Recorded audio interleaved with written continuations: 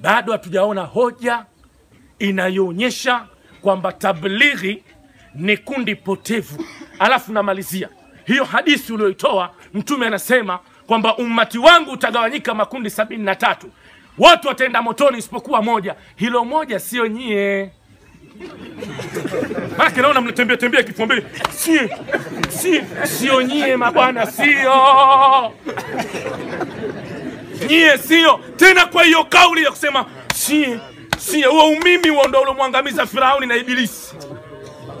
Mtaangamia mkiendelea nao huo umimi. Haya maneno aliyasema Ibilisi alayhi laana, maneno haya aliyasema Firauni, ana rabbukumul aala.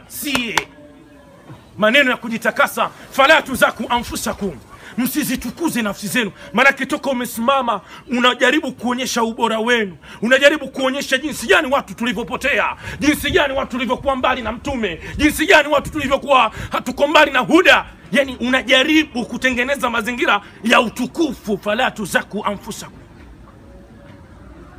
msizitakase nafsi zenu. Allah ndo anayemjua zaidi.